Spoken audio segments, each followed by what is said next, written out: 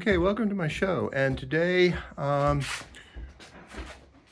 just going to start here real quick with the boiler that we're installing.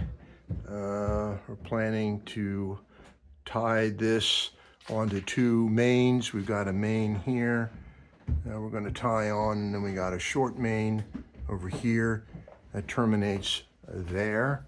And this is was a Dunham vapor system. There's your return trap, colloquially known as a canned ham. There's the classic two check valves there.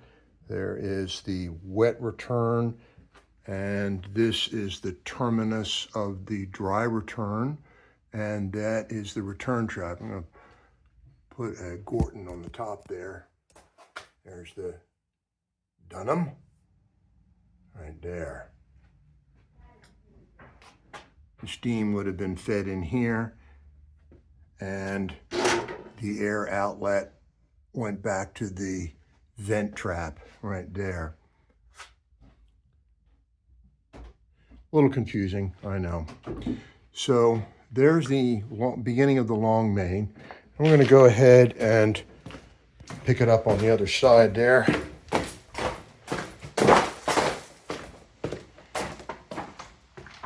And there it is, it's coming through. There's a bathroom there. And there is the dry return, pitching correctly, more or less. The pipe is insulated. And the dry return appears to pretty much end here. It really gets small here, and there's a plug there, and I suspect this went into a crossover trap, which may have tied in here. And so we have our steam supply and return there. Steam supply and returns there, and a couple of that, and that's starting to make sense. So here we have a concentric reduction here from, this looks like, this is 2.5 to 2. And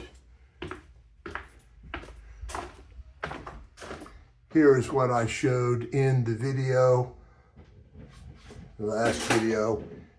Terminates here, and they did some work in order to get rid of the head banger. Now I don't know what the original piping was here, but this was what was here as of yesterday. There's the cross hatching that I showed, and this is what I removed. If you take a look in there, you can see that my cross hatching more or less corresponds to the actual water level. In fact, it's not my cross hatching was conservative. It looks like the water level got much higher than that.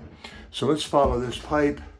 This is an 1.25 inch copper pipe. This is where I made the connection to repair it.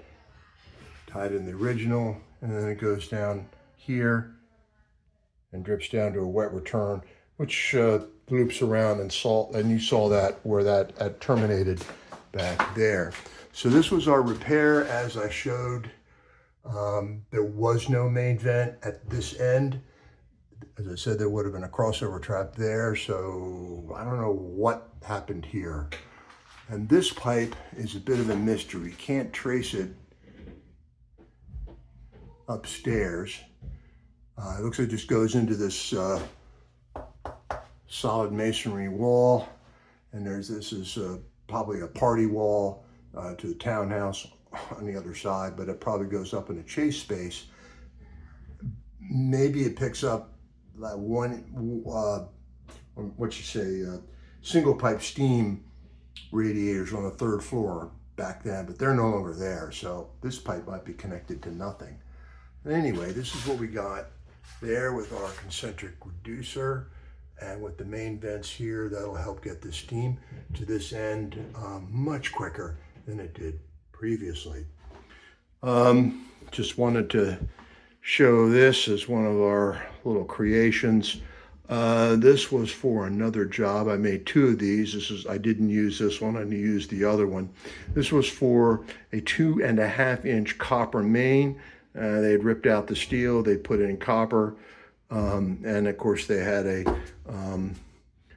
concentric reducer similar to this, but of course bigger. And of course it banged like a heck of a thing.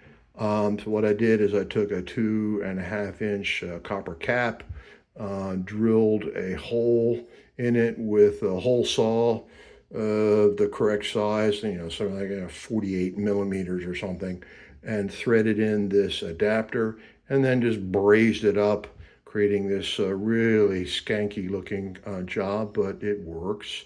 The other one did anyway, because I didn't bother cleaning this up. Just in case the other one failed, I had sort of a backup, because you have to make this. The eccentric reducers in copper above a certain size just simply don't exist. I think 1.25 inch is the biggest one that I was able to, well, they talked about it.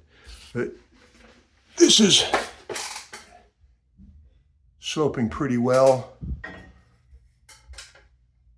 So this should drain the water away. That way, when the steam gets here, there's no water to cause problems with the Gorton vents there.